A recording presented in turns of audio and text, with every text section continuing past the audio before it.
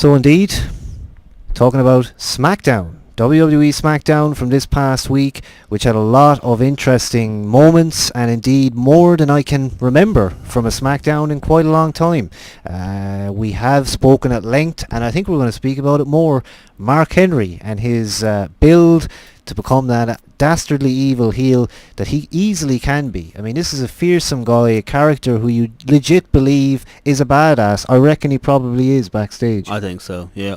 I think I wouldn't mess with him for sure. So Mark Henry being rebuilt now, and of course a huge part of SmackDown as he took out that music production guy's desk, equipment, destroyed it all, and then took the guy out. I thought it was fantastic, and to hear the banter as he was letting him off, he was letting him go, and he was heading this way, and then he grabbed him, fired him off to the side. This is the kind of stuff that makes me mark every single time. I was a bit disappointed to see that 24 channel mixer destroyed. I mean, that was a big waste. What does this do? But he's hilarious. It's the small segments like that, that just, it's quite funny. And it's, again, other guys you just don't really see much of that all the sound text along there.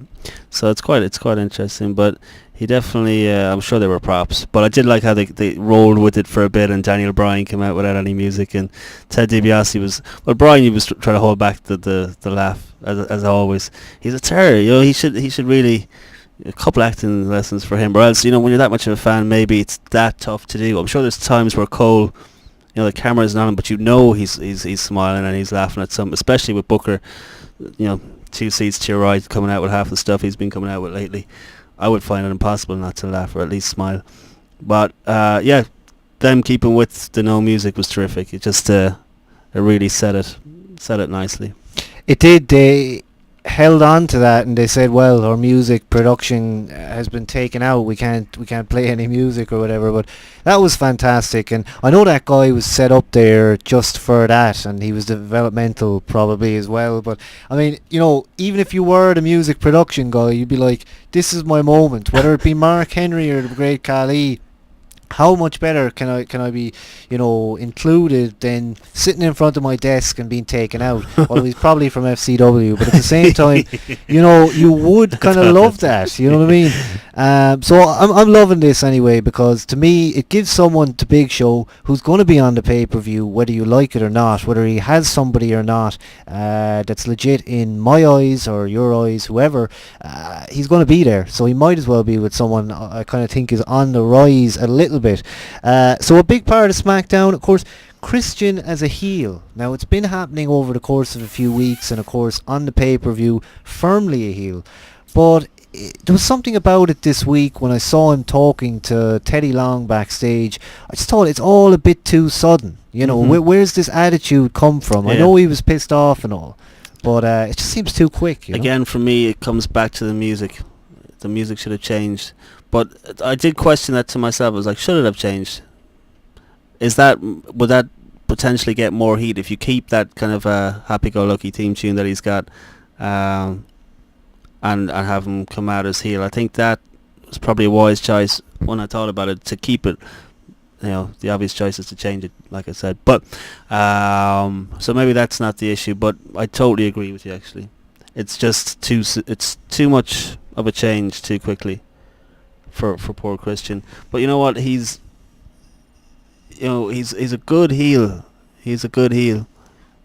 In TNA, when he was doing his heel run, he was really, really good. I think that is the problem. You've completely nailed it, yeah. Because he can do it. He can be a good heel, and he can certainly talk like a good heel, and he can get heat pretty easily. But that transition, you've nailed it big time there. People are also talking about Teddy Long, someone saying he needs to leave or be a ref again, and other thoughts on this. Vincent Durden in the chat room, they tried to push Henry with that silverback gorilla gimmick last year. It's good to see a decent push for him now, and of course when he became Kool-Aid, man, that was a big problem, that red thing. Actually, I heard people chanting Power Ranger to Sin Cara this week as well. Unfortunate, don't go that way, because that will ruin the character. Enjoy the acrobatics and forget about the colour of his clothing in this case. He did remind me as well about Kaval, who's made a reappearance in TNA. We're going to talk about that. I think maybe within this video we'll talk about TNA and the upcoming matches on that pay-per-view taking place, I think, next week. I don't think it's this week. But I just did think that Christian kind of suddenly changed tune and became just too quickly like a kind of a guy who's been smart and all that, and maybe he just had to go that way. But Henry versus Orton, again Mark Henry, but this was a legit match because it was giving someone that Orton had to deal with, you know, somebody who's big and unneeded pressure for Orton. yeah, you know, and he just threw him in there. Of course, again, yeah, when you mention the word pressure, you're also going to be thinking when you're with a guy like that, am I going to get injured? I mean, the size of the guy. Like. Well, no, I think Henry's he's not a sin car. He's pretty careful.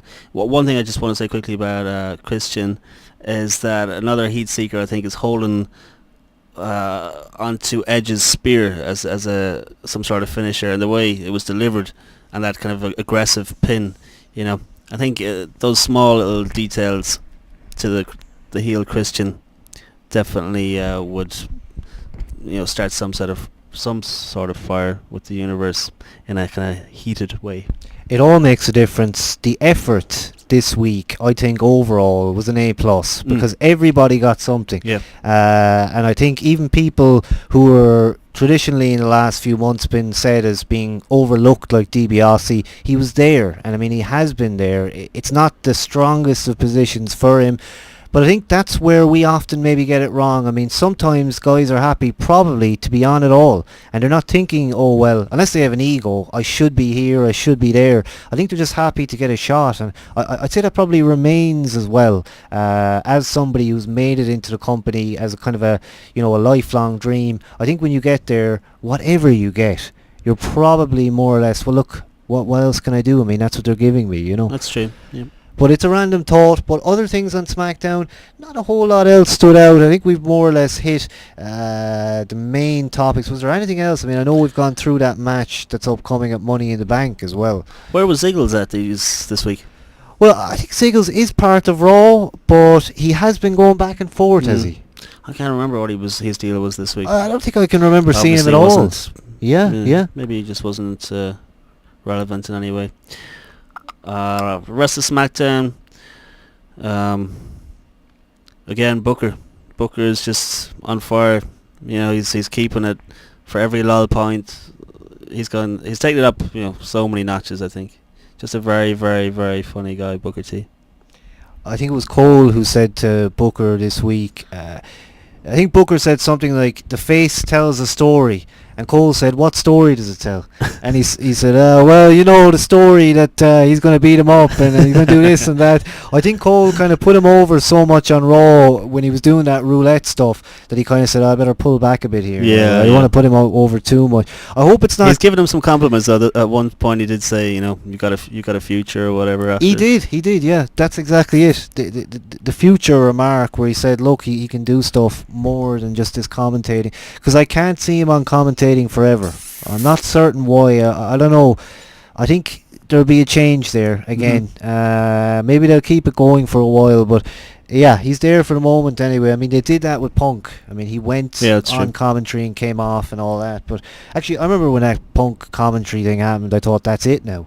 You know, that's it. Was that the start of his annoyance with what they were doing with him when they did that? Of course, eventually it led to him turning on Cena. And just going back to that Cena moment when he was selling, when CM Punk was cutting that promo, wasn't it classic? Yeah, he did. He had to do it for quite some time as well, didn't he? Yeah. He stayed down, though. In fairness to him, for the most part, he stayed down. You know. I wonder what he was thinking at the time. I'm sure he was kind of having a bit of a laugh in his head.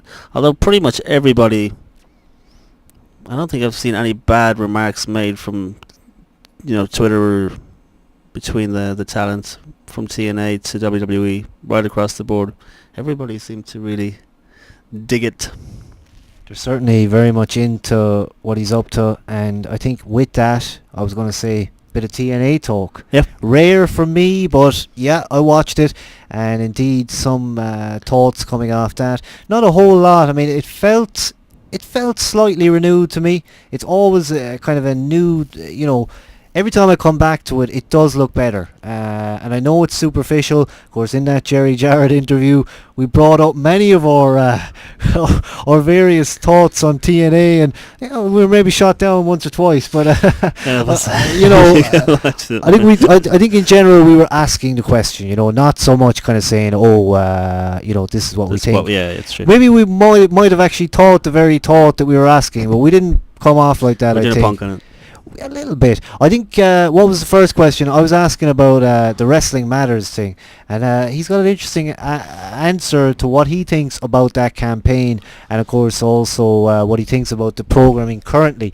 One of the things I noticed this week was Sting. Now, what the hell is up with Sting? He's going nuts. He's almost like the Joker, and I love this.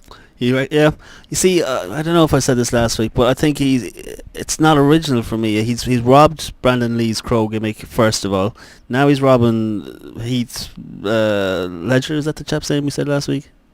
Robbing that gimmick. And not only that, they've robbed to take the Joker thing further, when they had him on the TV at the start, that's completely fleeced, or robbed for those stateside, from that Batman Arkham Asylum thing with the Joker on the TV screen. So there's just no originality for me. I mean, it doesn't. I know it's fresh for him, and it's a new, and it's quite funny or whatever, but it's not original. I don't find it to be original, and that's one thing that sucks. It's a good point. I know what you're saying. I just, again, I was laughing. I was laughing out loud. It is funny now, don't get me wrong. I did laugh at it and stuff. Yeah, he's actually going nuts now, isn't he? He's going somewhat crazy. And we're seeing him unravel each week as it goes on. And I have to say, like I said, I've enjoyed what I've seen so far. And we're going to see how he takes that forward for the pay-per-view. Of course, attacking Hogan big time now, I liked when he was ramming the pills into his mouth and stuff. That was quite funny. Was that the one you watched? Yeah, that's right. Yeah. And of course, I think in the ring then a little bit this week, of course we had Steiner joining Immortal. Now this is all new to me. I haven't seen the goings on with Immortal that much, so I just know now that Steiner's in there, and I also know that Anderson wouldn't join. Surprised as well then to see that Anderson has got that world title. I'm happy to see him with the legit world title, not the Jeff Hardy belt that we saw him with at that Dublin show. It means that at least he's had the proper one, and that's a good thing. But there is stuff that I think they can do here. I mean, Hogan versus Sting, that's not going to happen, is it? Stoke might do another match. I don't know if it's going to happen, I genuinely found TNA to be tough this week. Like about half an hour in, I actually turned it off. I just couldn't. I think it was after coming off the strong Smackdown, and I don't know what I was looking for, what I was in the mood for, but it certainly wasn't TNA at that point. Another thing I find about them is they constantly seem to be just robbing ideas from WWE. If you got like a Sin Cara, then they had their the guy who looked like he was put together in 2 minutes. What was his name? Sangriento or some deal like that. He's high flyer. Then you got R-Truth going crazy. Then you got Sting going crazy. Then you got, it's just like, there's nothing, and I don't want to be the hateful one with it, because I've liked TNA for the last couple of weeks, but just this week, it was tough going. The X Division thing, on the other hand, is good fun, and bringing back those old guys and giving people a chance to shine that are genuinely good. Riffin in the chat room, Sting's Joker actually reminds me of Jack Nicholson's Joker more than the dead guy's Joker. CCKK, I don't watch TNA. What is Matt Hardy doing in there now? Vincent, Hogan can barely move in the ring. Crazy Juice, hello to you. Glad to have you along with us tonight. And I think what are people saying about this kind of Joker thing overall? Is it something that you like? Crazy saying Sting is better now, so I can't complain. And Riffin also saying, would you rather have Joker Sting or Matador Sting? CCKK, also hello to you. I don't think we've seen you in a while, so certainly welcome to you. But I mean, again, it was something a little bit fresh to me. I don't want to disagree with you. What you're saying. No. All I was just saying is, as far as originality, I just thought it was you know, especially for him having. Well, you've got little Jimmy on the other side, haven't you? You do. You know. You do. And I you do understand. You do. You do. You do. You know, you can only have, well, one guy per company maybe going crazy at any given time. Devon going over Joe, these Bound for Glory matches, they're building up to something. A Bound for Glory series, they're calling it. Now, this thing seems a bit weird because they're qualifying on house shows. And Yeah. you know, it's just like, oh look, over at Hendersonville or whatever, you know, someone qualified, or you know, Gunner's got 7 points. yeah, Gunner won over in Nashville, you know, and they do show the footage at least, you know. I'd say Jeremy probably filmed that. I'd say so too. But why they can't bring their good cameras up, I don't know. But it looked like fan footage. It looked like some of the stuff we might have put up, you know. And without a doubt, I mean, they could bring the better cameras up, but maybe they wanted to look lower than the cameras that they use for TV. But yeah, it just struck me that Devon over Joe. Now, it's not a big surprise. Joe has effectively had nothing since this beginning of Bischoff and Hogan. Clearly, they don't see anything in the guy. You even have Kazarian now trying to kind of, you know, give him a bit of confidence backstage and tell him, look, you are better than this. So that's leading to something. But it's almost like at times that they kind of maybe, in terms of the matches that make it to the pay-per-views, it's like old TNA guys with old TNA guys, and then the new breed, you know, the ones we really want to push, they're with each other, you know. Yeah. You see, I would seriously wonder if Joe, or what, you know, if it's a case they're going to build him up, like you say with the Cads thing, tell him that he is, you know, better than that or whatever, or would he be better off going back to a kind of a Ring of Honor deal, especially with their new TV, however big it gets or it doesn't get. At least I'm sure he'll probably get better matches and definitely get more respect, if anything, and be treated better. Well, I won't say that because I don't know the ins and outs, but I'm talking from a fan point of view, from a live crowd, you know. I don't know if there's much left for him to do in TNA. I mean, if he goes back to the top with a title run, it's going to be short-lived. It's just the look, I think, that'll hold him back. But if he's he can get away with it on the kind of the indie, not that so much the indie level, but, you know, a Ring of Honor. That's just what I think, really. You know, I know we talked about it ages ago. What in the name of God are they doing with him, and what's the problem? Obviously, nothing has changed in that time, and they still kind of give him the little shot and the appearance on TV, but we've not seen what that guy can do for a long time now. I mean, I'm going back to maybe shooting on mics, you know, on live pay-per-view with Kevin Nash in the ring, and promos on Kevin Nash, matches. Thinking back, what were some of his good feuds? I know he did stuff with AJ Styles for a while. One comes to mind, yeah. And who else would have been? Because there was a lot of kind of. Did he do kind of Monsters Ball stuff? Maybe once or twice. Was he with Abyss? I was thinking Abyss. Time, yeah, I was thinking Abyss, and that's not the most positive of thoughts. But who else was the guy with? Maybe you can remind us in the chat room. Riffin said he hated the feud with Nash. Vincent, Joe and Punk need to rejoin Ring of Honor. Hi to Lamppost _. Just imagine if Joe ran his contract down and Punk leaves WWE and they're both back in Ring of Honor. Yeah, fans are probably waiting for that. You know, it's a huge possibility something like that could happen. A huge possibility. You see, that's one thing that bugged me about the start of it, is when you come off, I suppose, Raw with being decent enough, SmackDown very strong, and then I did, you know, like I say, try to watch TNA, and at the start you had Sting and you had Hogan, and the main event was Sting versus Steiner. You know, I just was like, oh, you know, Steiner's funny, don't get me wrong, and, you know, you could laugh forever at him and everything he does, but I did just kind of have to go, you know, where's Pope, where's Joe, where's the guys that have so much potential, that, you know, they've had their chance to shine in that, but, you know, at least in fairness, the knockouts side is holding the fort a little bit. Not the knockouts. Oh yeah, the knockouts. Sorry, I was going to say the divas, but the knockouts.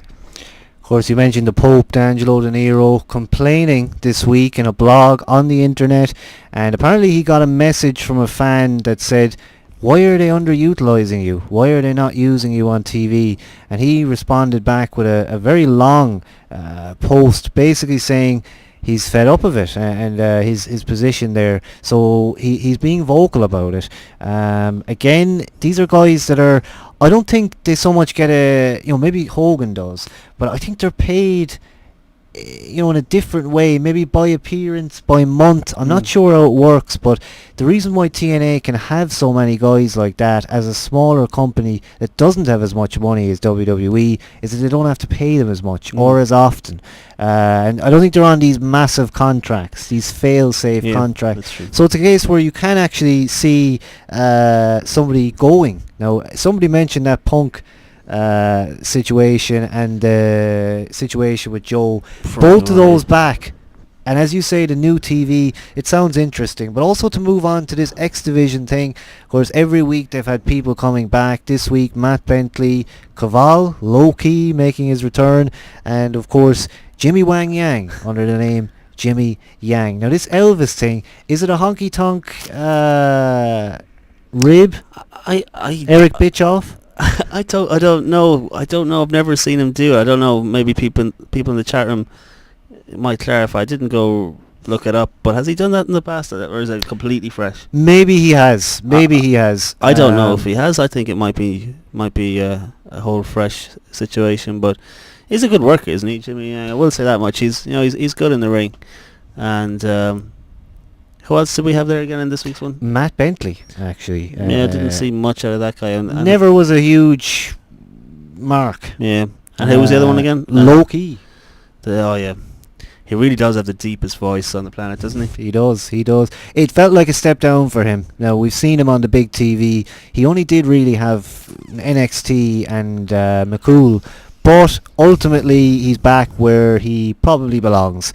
And hopefully, in general, even though I've been down on TNA, and I think even, I've taken a lot maybe from what Jerry Jarrett was saying in the interview, because, we have certain thoughts about it and we make them known, and then you kind of hear it from the horse's mouth and you go, well, maybe I'm going to rethink that a bit, and, maybe some stuff I say isn't quite right. But in terms of TNA, I certainly think that, as he echoed this thought, which was that, he wants to see it succeed, and I think that's firmly where I am. I think most fans do. Yeah. I just think that I know it's going to be said or whatever, but I do think Bischoff and Hogan are hugely responsible for the state the place can get into. Not all the time, because it has been good, and they have pulled out a lot of good stuff in the last couple of weeks. But it just seems like they run with something and then it's just dropped the next week. And somebody's on TV and then they're gone for 3 weeks and they're back on with some other new storyline, and it just gets so messy. I don't know if that's the right side, if Russo's still back there or whoever's back there, but Bischoff could be, yeah. Who knows? But it just gets messy. It gets messy there. And what harm, it was very, very strong the last couple of weeks. Really, really enjoyed, looked forward to, this is going to be fun, picking up from last week or whatever. But and it's been a while since I've said that about TNA.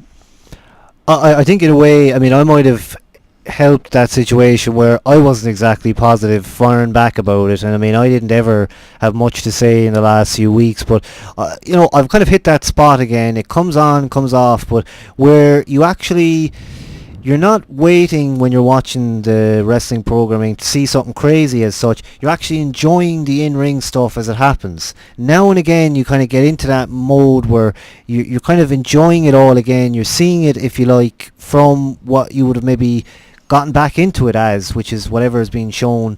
I'm rambling, but to explain, basically, I've enjoyed what's gone on in ring. I think that's again another place where we kind of come in here, rather than kind of sitting here talking about dirt sheets a lot. You can do it now and again, but everything we say here is just pure opinion, and indeed it's about exactly what's going on week to week. You can certainly talk about Hogan v Warrior and things like that, but I kind of like that, how, it's on the minute, it's exactly what went on TV, and not in a recap fashion. That's one thing I will say, is that it's thoughts. If I was listening to something, that's what I would want. Yeah. Thoughts, opinions. What do you think about this? Yeah, I hear a lot of kind of verbatim news stories read out, And I heard one actually. I think it's the Live Audio Wrestling, and they have a Raw recap. Two guys do it. It's a good show, you know what I mean? They have the listeners, you can't fault them. But it literally is. Shawn Michaels came out, he saluted to the crowd, he then went on to say, I mean, you know, everyone's seen it, like. Now maybe some people haven't, and that's how they find out how it went down, but I'd say you could have one Raw recap show and nobody else needs to do it, you know. That's very true, yeah. So there you go. I just like, I suppose that's what makes it fun, I suppose. That's what makes it fun, to be able to talk about it like that, as opposed to just saying, like you say, you know, whatever. Absolutely. So that more or less are the thoughts that we have on TNA Impact. Is there anything else that maybe stood out? I know Smackdown we have nicely covered. I wonder, will many more people walk? It seems like a lot of people are walking away from the business these days. You know, Chavo's, he's bald. Jay Lethal, although he left TNA, you know, I think it's mainly back to the case where if you're not being used in the correct fashion, then why wouldn't you want to leave? I mean, it's a no-brainer, really. So, you know, if Pope was writing back to fans like that, giving a full-on explanation, saying, you know, that's his deal, I expect a couple more people to walk away if they're not happy, you know. And now that with Ring of Honor and this new opportunity on the TV show, at least they have another place to go. And if that pay-per-view was anything to go by, which I don't know if you watched it, but you know, I thought it was really good. I really thought it was really good. Some really good matches on that, and things are in place for those guys. So, you know, I just hope that it doesn't get messed up with them bringing in old school oldies to fill it up. Maybe a handful, but not the Bischoffs and Hogans. You know, a Jerry Lynn you'd get away with. He's fine. He seems to be kind of over anyway with the kind of the indie crowd still. So as long as they don't make a complete balls of it, I'm sure it'll be okay. By the way, Eric Bischoff is not mine. It's actually Honky Tonk Man, so I have to give him credit for that. And do check out the Honky Tonk Man blog talk radio show. It's the best current podcast out there from a real insider who's not afraid to shoot, who's not afraid to say actually anything that he wants. You know, really that's good. The one now that I make sure I'll remember that on a Monday, and I'll go and download it, play it out live. Honky Tonk Man on blog talk radio, and I know he has a co-host Steve, who I think that guy's been involved in wrestling websites for Legends for a while now. So he's well known, yeah. One other one I'm going to give a little shout out to as well, although they don't need it by any means, is iwantwrestling.com. Those former creative writers. Have you heard any of their stuff? I haven't. No. They did a great show this week. They had like 4 of the former WWE writers in a kind of a 4-way Skype conversation, and basically they just analysed the whole Punk situation, and that's great. Yeah, just to hear their thoughts on it. And then they were talking about stuff like definitely worth a watch. iwantwrestling.com, I think. And you see them as well. You don't see them, but it's all audio. But they have some funny stories. They're talking at one stage. Just a quick spoiler from it. They're talking about Tatanka, where when he came back in the couple of years back, his last run with the E. And I think it was Lagana, your man Dave Lagana, was saying that they turned him heel, and for one night they went to the back, and Vince is like, no, this is ridiculous, or whatever. It's not going to work. You know, this guy's washed up, yada yada. So Tatanka goes away, and next week he comes back with a floppy disk. This is like a couple of years ago. The old school 3.5-inch floppies full of his ideas for a new gimmick. Subsequently he was released. Wow. But, you know, just funny stories. They have plenty of them, and they run a blog there as well. So I think this is maybe the first or second radio show they've done, but definitely worth checking out if you're a fan of that side of the business, I suppose. I Want Wrestling. Blogspot would probably return it in a Google search, or maybe it's a .com, I'm not sure, but certainly it's worth checking out. Really good stuff from those guys. The insider stuff and the stories that haven't been told, the stuff that went on in the 80s backstage, things like that, that is what interests me now when I'm listening out to something, because I feel like I can pick up stuff that I didn't know, and you can maybe think, well, that guy was connected with him. I never knew that about that guy. those people had heat and all that stuff is great, and it actually interests me more maybe than someone else's opinion. Maybe it's because we sit here and talk out our opinions, we see all your opinions, and I think, in general, opinions, there can only be one or two, can't there? I mean, it's whether you like this guy, whether you like that guy, who are they going to push, who are they not going to push. So opinions can be similar all around, but I suppose it's each person's own take and personality, I suppose, that makes them different. But for me, the ex-wrestlers, the guys who work backstage like that, I didn't know about that one. That sounds fascinating. Yeah, it's cool. Creative writers talking about the process and how it all works. But it actually brings me back to that Randy Orton interview this week. It had been so long since I heard someone currently in there that's as high profile as he is actually talking like that in an interview, and I'd certainly recommend checking out that one as well. But that's more or less it on YouTube this week, so you can catch it on Justin.tv live if you ever are around on a Sunday at 4 Eastern, 1 Pacific, 9 GMT. Be in the room, and indeed we